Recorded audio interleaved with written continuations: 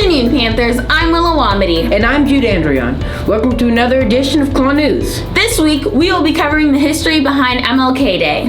And we'll also take a look at the origin of New Year's resolutions. Let's get into it. Welcome back, Panthers. It's officially 2022, and time to start the new year. Coming up this January 17th is Martin Luther King Jr. Day. Many of you know Martin Luther King Jr. from his I Have a Dream speech. MLK Day is dedicated to honoring the achievements of Martin Luther King Jr.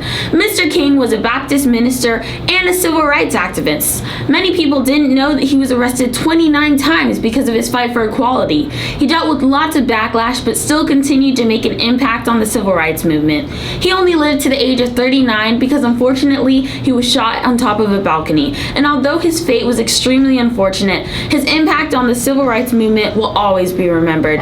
Now let's go see how our Panthers feel about the importance of MLK Day. I think MLK Day is an important day because it shows that we can express what we feel and how we can speak out and be ourselves without being in fear of those and who around us. Martin Luther King Jr. Day, a lot of people think that it's just a day off, that they don't have to go to school, they don't have to go to work, but it should be a day on to serve others. So Dr. King was about community service, the community, making the world a better place, being kind, and that's something we can live his legacy. We can continue his legacy by using this day to serve others in our world, in our nation, in our state, in our community, in our neighborhood, in our school. So anything we can do to be kind to others, to help others, to make a world a better place is what I feel the purpose of this day on to serve others is. It's very tragic to hear the fate of such an amazing and influential leader of the time. But we can't let his death be in vain. We need to remember everything he did to make the world a better place. I agree. I think it's so important that we have a day recognizing Martin Luther King's impact on the civil rights movement. On another note, let's head to the arts and see how well they've performed these past couple weeks. Hi Panthers, it's Hannah Smith here. And Surya V. This is a once-in-a-lifetime opportunity because all three arts are here at the same place, which is orchestra, band, and choir. I can't wait to see it, and I hope you guys are too. Let's get into it.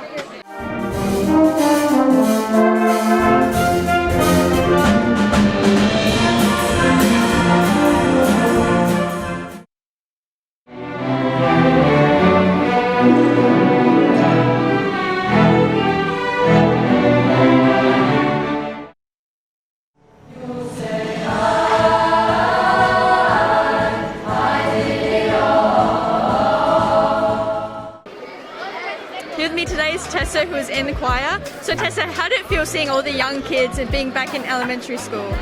It felt so much fun. I like doing it a lot. It reminds me of when I was in elementary school and I wanted to do choir. So you said you wanted to do choir. Did you knew at that point that you wanted to be in that specific art? Did you want to be in orchestra or band or just choir? I wanted to do the violin at the beginning, but then I tried it. I was not good at it, so I decided to do choir because I love singing a lot, and yeah. It's good that you found something that you like, and I hope you stick with it. Thank you, Tessa. Here with me today is Vashist, who's in orchestra. So, how did it feel seeing all the kids here? Were you nervous to perform in front of them? Kind of nervous. I hadn't really put together the piece pretty well. Well, you did great. I'm glad that you got up on stage even though you felt like you were unprepared. Did you want to choose orchestra when you were in elementary school? Actually, yeah, I did. I had played guitar before this, so it felt pretty interesting trying a lower instrument. Did you know at that time to do your specific instrument? Well, no, I wasn't really sure, so I tried all of them out, and then I just ended up with my bass. Well, thank you. Hey Panthers, it's Hannah Smith here to present the winter concert with Mr. Tarpley. So Mr. Tarpley, how did the winter concert go? It went really well. The students sang out and they sounded really good. And what were the purpose of the songs picked?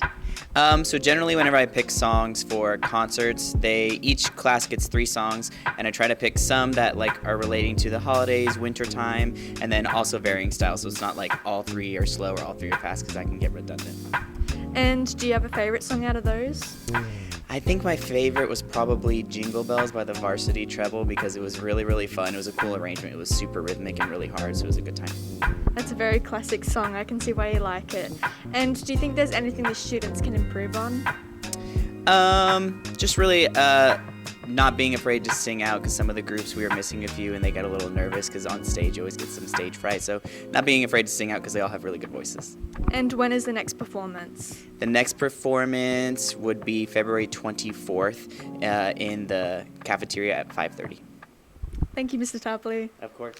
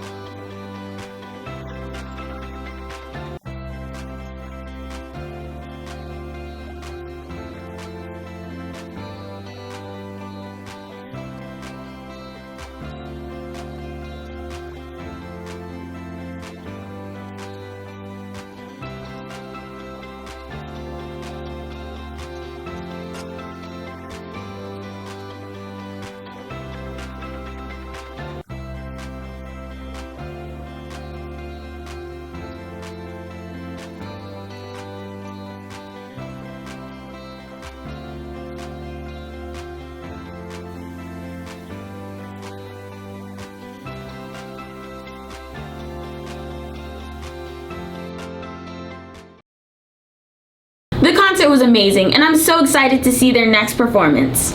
I couldn't agree more. It's just so satisfying to see the fine arts and how their hard work pays off.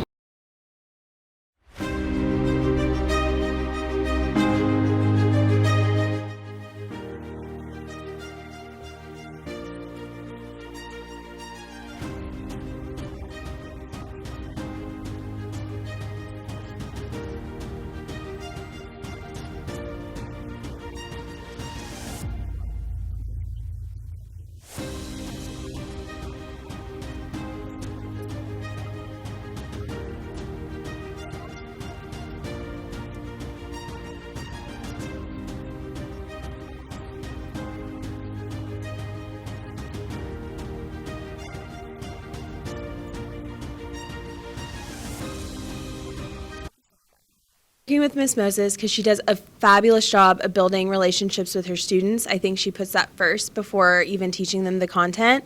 So I think that's why they invest in her and want to learn and dedicate themselves to her, is because she invests in them. And I think that's an awesome skill set that I've learned from her. Another great thing is that she knows her curriculum. She knows what she's teaching. She knows what to do to get the kids to where they need to be, so that way they are successful throughout 7th and 8th grade. And she's just so awesome to work with, and I'm grateful for her every day. Working with Kristen Moses is amazing because she is willing to jump in and do anything for anyone. She keeps us all informed with everything going on in the math department. And she also is just like a friend. She calls, she texts, she checks on our kids, she asks what she can do, and she is willing to do anything for any of our students or any of the teachers. She just jumps in and is always willing to help whenever she can.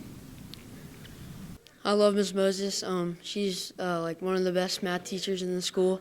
She helps us a lot, and she's really caring. Her classroom is super fun, and I just love having her as a teacher. Miss Moses is the greatest teacher I've had at all the years I've been in Pioneer. She's so easy to talk to and like a mother. So she's like the best teacher ever. Yeah. Miss Moses makes math really fun, and she's really good at explaining things, and she's just overall a really good teacher. Miss Moses is a very kind teacher. She's super helpful and is always very uplifting. Okay. I really like Miss Moses because she works really late at night to make sure that all of her students are being met. She works hard to make sure that they are being successful, and she's always positive around school, and she's just a really great teacher. My name is Nikita Patney, and I'm in 7th grade, and Miss Moses is always very sweet and kind, and she always helps whenever I need help.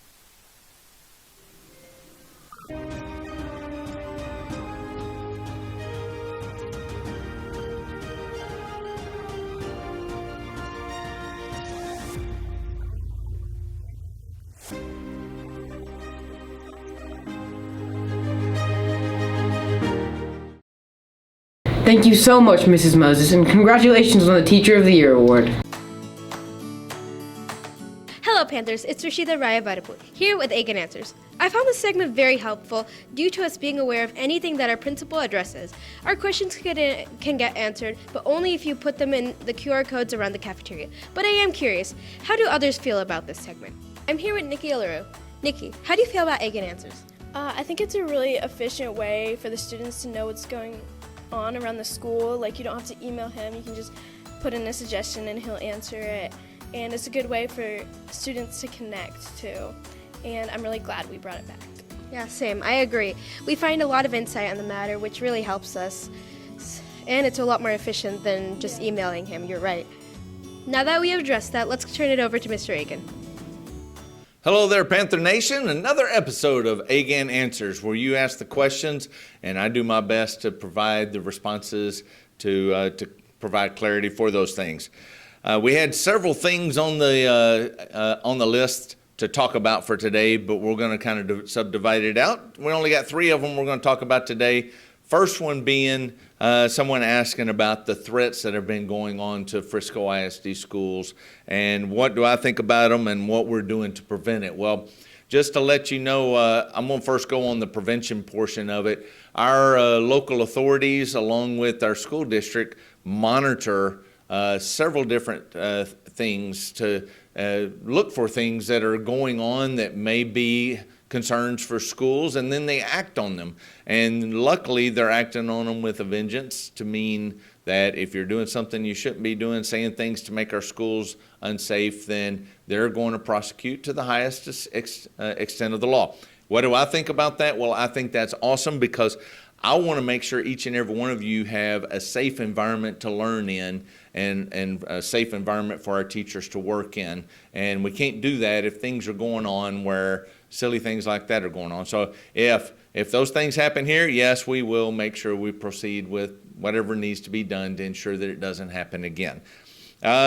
Student needs, a question came up. How do we meet all student needs? Well, that is a good question because every student is different. Everybody's needs are different. So it is very important that we have valued discussions between our staff that have each of you so that they know everything about you. And when it comes to planning, they need to make sure they are able to meet your academic needs. So we're always working to meet your academic needs, your social needs, and also there are needs that are going on, there are things going on outside of school that we need to meet the needs of that too. So we're doing things daily to make sure that we are discussing each and every one of you to not miss anything about you and know you more holistically. Of course, there's always questions on here about our cafeteria and the things that are going on in there. So let's talk about that first. So there were several questions. Social distancing tables, we're just monitoring right now to see how things are going, and if we feel like we need to go back to that, we will, but right now we're going to hold off on that because there's nothing that verifies that our cafeteria is a place where everybody is getting sick. You're always welcome to wear masks when you finish eating, put them back on, or whatever the case may be, but it's not a requirement. Courtyard, yes, it will be open to those that provide PBIS points. We'll be working on what that point total needs to be, but it's not one person gives points and takes 3 friends. It's everybody will be responsible for their own points. No sodas in the cafeteria. Well, we have something called Texas nutrition laws. That's one reason we can't serve certain things in elementary and middle schools. High schools have a little more freedom to do that, but in the middle school, we can't sell sodas. Just like you can't share food, you're not supposed to share food. We can't provide different candies and things like that. It has to be the right nutrition in order to be put in you. That's what our regulations put on us to do that. Seconds, I will tell you about seconds. A lot of you bring your lunches, and I know lunches are free right now, but the way we can get back to seconds is if only those people that don't bring their lunches go to the line the first time, and they get the things they need. And now once everybody has something to eat, we can start opening it up. But it comes down to when the lines are so long, we don't have time to allow people to go back for seconds because you wouldn't have enough time to eat it if you got it. Let's see, anything else on there? Yes, I did get a question about students of grade levels being in different lunches. Well, the first lunch is not a 6th grade lunch, even though it's predominantly 6th graders. The second lunch, or B lunch, is not 7th grade lunch, even though it's predominantly 7th graders. We basically set it up to where lunches fall that way. Some of you may be 6th graders sitting in classes that have 7th and 8th graders that have a different lunch. Some of you may be 8th graders in 7th grade lunch. Some may be 7th graders in 8th grade lunch. But that all comes down to because we have classes that have multiple grade levels, and those teachers have to have a specified lunch. So I'd like to say we're going to have all 6th graders and all 7th graders and all 8th graders in lunches together. It's just not possible. But there are a lot more things on here. We'll get to those next time. But until then, have a great day, Panther Nation. Panther Pride. I'm glad Mr. Agan is looking out for both the students and the staffs about any threats that may come to the school. Thank you, Mr. Agan. Well, Panthers, that's it for this week's Agan Answers. Here again with Rishita Rayabarapu. Yo, Pierre, you want to come out here?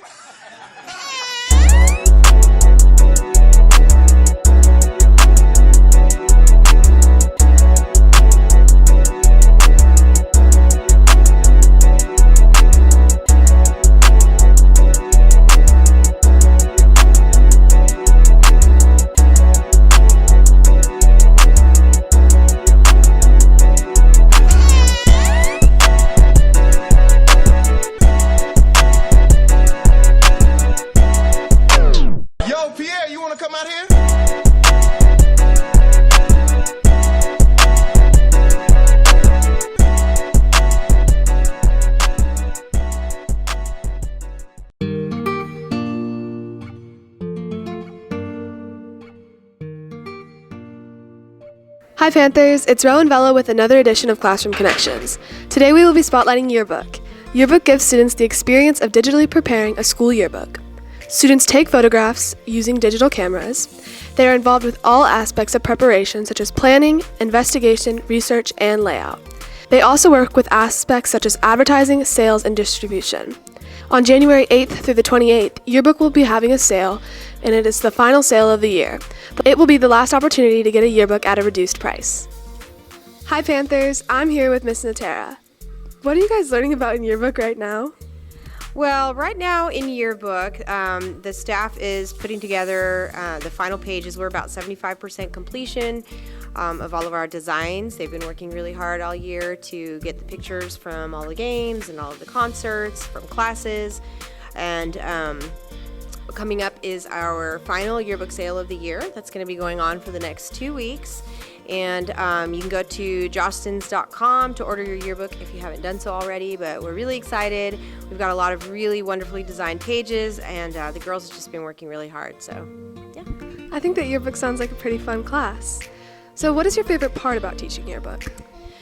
Well, since yearbook is always typically a smaller class, I really like the camaraderie and the relationships, that I make with the staff. We've had an all-girls staff 2 years in a row, which is kind of a fun environment. And also just the creativity that I'm able to have, as well as the staff, in just taking the photos, trying to get really good shots, and designing the pages to where they are aesthetically pleasing, and just something that they can be really excited about. So it's a lot of fun. I'm working on engineering, design, and innovation right now, and I'm trying to finish it up. This book is gonna be really amazing, and I think you should all buy it. It's gonna be epic. Buy a yearbook because we worked hard on it. Buy two, actually. Don't buy one. Buy two. In case you lose the other one. I'm working on sorting girls' basketball photos, and I think that y'all should buy the yearbook because you get a chance to see yourself in the yearbook, and we are working so hard to put every single person in the yearbook, and it's going to be an amazing book. Okay, so I've been working on sorting boys' basketball pictures and doing the pages, and I'm really excited about seeing our yearbook come together and all of our hard work pay off. Yearbook is a great class, and we all have a lot of fun designing and taking pictures for the yearbook, and I think we're making one of the best yearbooks we've made in a long time, so you should really buy it. It's gonna be cool. You should buy a yearbook because then you'll be able to see yourself and your friends in it. Okay, I'm working on 7th grade and 8th grade boys cross country, and I'm excited to go to others' future sports events and take photos.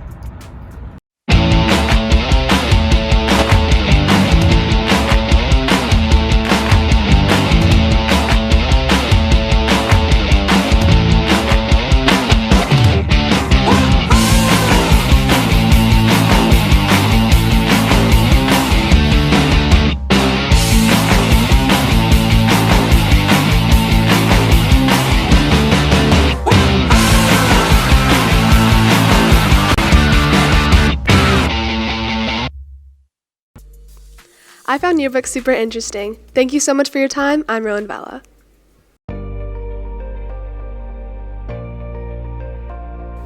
Hi Panthers, it's Nikki Aluro here to tell you about how the first party time went the week before Thanksgiving break. Last time I talked about the importance of the game, but this time we're going to take a closer look about how it's played.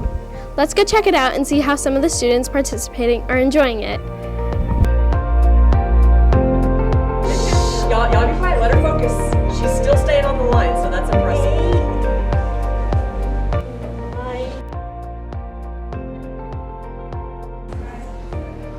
Yes, Bella.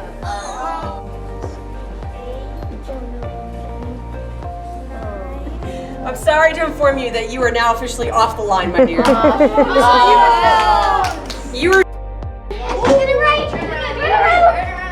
You're halfway there.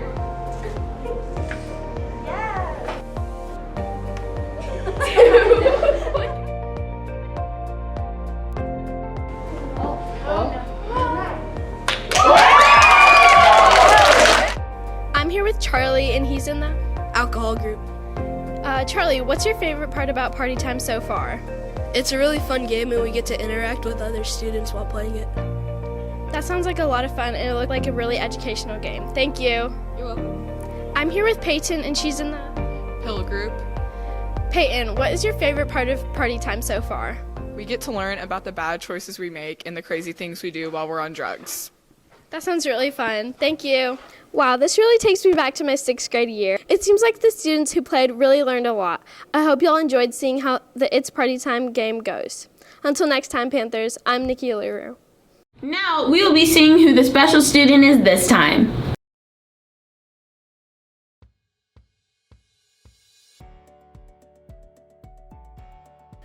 Hey Panthers, I'm Marissa Shakaru and welcome to another edition of Student Showcase. This broadcast, you guys get to learn about an 8th grade student who's polite, respectful, and always stays behind after lunch to help out and clean up. Now, let's talk to Miss Martin, one of our assistant principals who nominated our student. Right now, I'm here with Miss Martin, one of our principals, who nominated our student. Could you please tell us why you nominated our student? I nominated this student because I'm always looking to give out PBIS points, but what really makes me happy is when kids do something and they're like not asking me, hey, can I get some points for this? The student doesn't ask, he just does it to be respectful, and he does it every day. Every day after 8th grade lunch, he goes and picks up trays. He'll pick up trash if need be. And that really makes me happy because you don't have to touch other people's stuff. Like that could be a little gross for some people, but he's helping us take care of our campus, and I really do appreciate that. Thank you so much. Wow, guys, it seems like our student is really amazing. I'll give you one more clue to who he is. Right now, he's on the basketball C team. Can any of you guys guess who he is? Now, to find out who our student is Matthew Kaplan. Matthew is an 8th grader in engineering, athletics, and Spanish too. Every day after lunch, he helps out and picks up the lunch trays and leftover trash. Now, let's talk to some of his friends. Right now, I'm here with Jorge Verdugo and Joshua Johnson, who are both some of Matthew's friends. Could you please tell us a little bit about Matthew?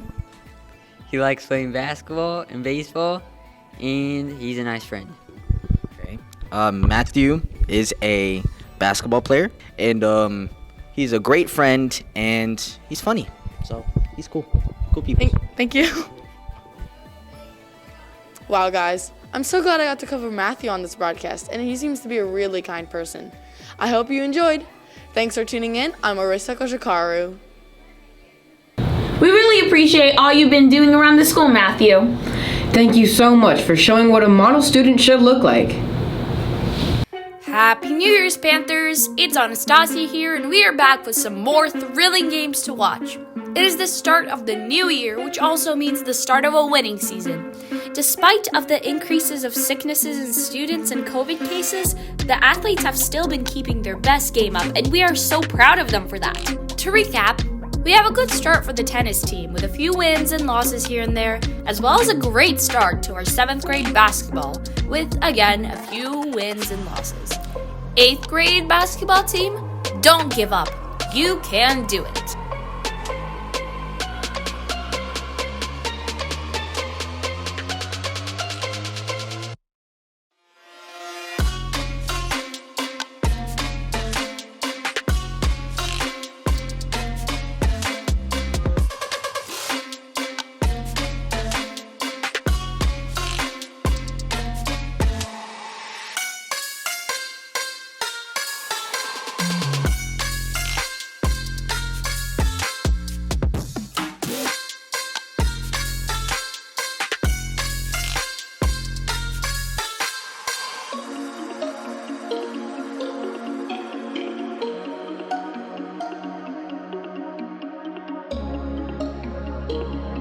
We're here with Whitney Wheelis and Emma Buck.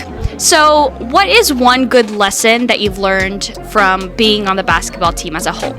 One good lesson is that you always have to try your best, and even if you're not having a good game, you always have to get up and convince yourself to play good.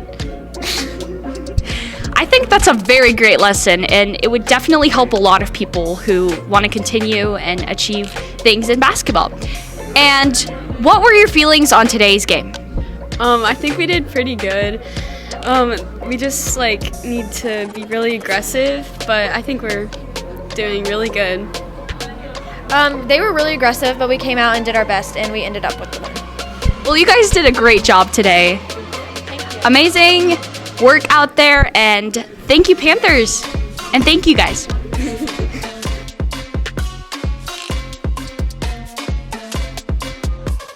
Our athletes went out there and rocked those games.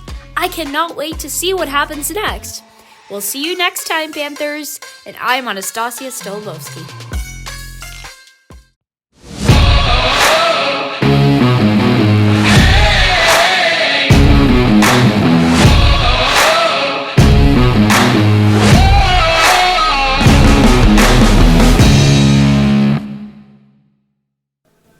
Greetings, fellow Panthers. My name is Jake Lawrence. If you remember how astounding my basketball skills from last media cycle, see this?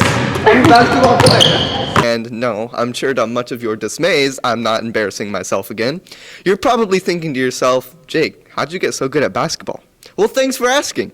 When I was younger, I was in a basketball program called TOTS, Teams of Tomorrow. I don't remember much from it, which is probably evident, but I have a distinct memory of a time I got a trophy, probably from participation, and I was very proud of it. The trophy was my most prized possession. Well, anyways, I later dropped it on the ground, and being the cheap plastic trophy it was, it broke right off. Needless to say, I was very sad for the rest of the day. But that's enough talk about me and my surprisingly stellar basketball skills. Let's go check out some real skills with our basketball teams here at PHMS.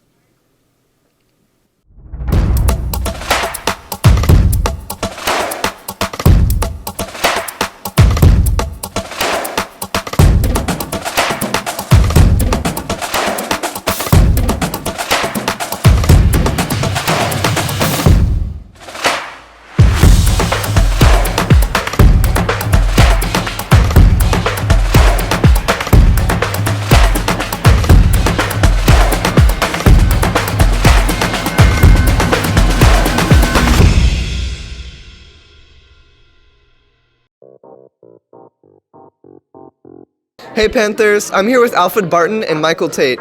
So Alfred, how do you think the game went? It went good. We had a good first half. We kind of got down in the second half, but third and fourth half we brought it back. I think we did really good. Good passes, good layups, and nice finishes. Is there anything you guys think maybe you did well? Our defense, that was the main thing. We had a good defense. A good defense? What exactly about that defense what did we do well this game? How we just stopped their offense and brought them down from scoring.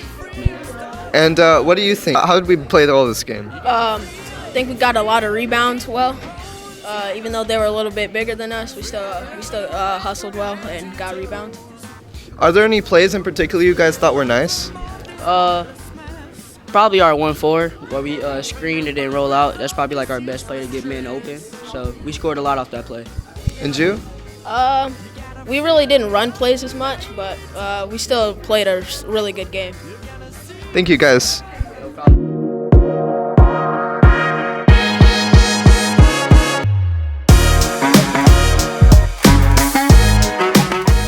So what is Hoop Fest? Hoop Fest is a tournament for various basketball teams around Frisco and even outside to come up with the Pioneer Heritage and see what they got. And we had a cool, awesome tournament, and we didn't do too bad. What's your favorite part about Hoop Fest? I actually like working the clock, and I obviously like watching our teams. But it was fun seeing how they would improve from game to game. So I just like the tournament feel. It reminds me of March Madness, and so yeah, that was fun just watching the team. How do you feel our players did in Hoop Fest? We did okay. There's a lot that we can improve on that I think we have already. I believe we won the consolation bracket trophy, so that's something, but there's always things that we can get better at. Thank you.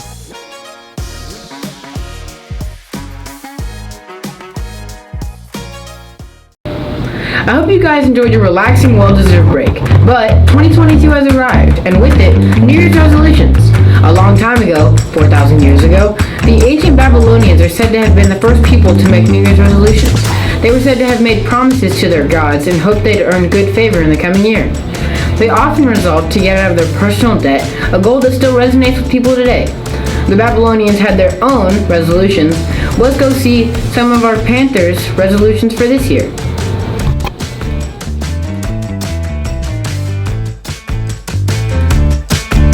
So my New Year's resolution is I want to make the track team, and this is my New Year's resolutions because I want to prove myself that I'm a fast person, and I want to try out for the 400 meter record because I probably want to get under 1 minute, maybe probably try and beat the 400 meter record because I just want to prove myself that I'm a fast person.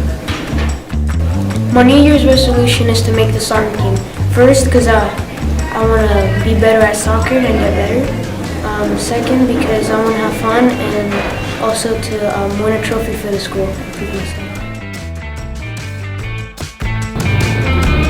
I personally think that resolutions are great ways to set goals for yourself.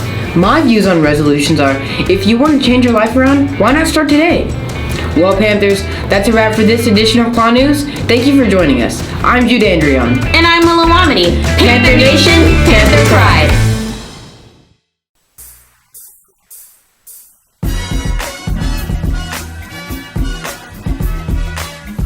Wind ensemble. So he was playing here at Sparks, and pretty much he did. Wait. Wait. I don't know what happened, bro. What happened? Miss Moses is one of the 7th and 8th grade. Do it right the first time. I'm here with Nikki O'Leary. Nikki, how do you feel about Aiken Answers?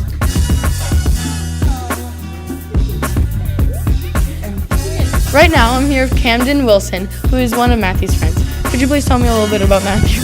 Well, all I can say is when Matthew went and played basketball, he broke his leg against some 6th graders, which, I mean, I guess that meant he was trying. He lives across the street from me, and I like his dad's car. I don't know. All right.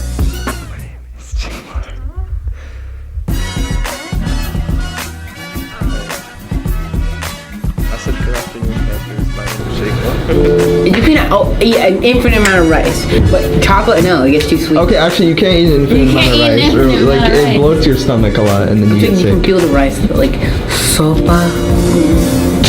I'm recording.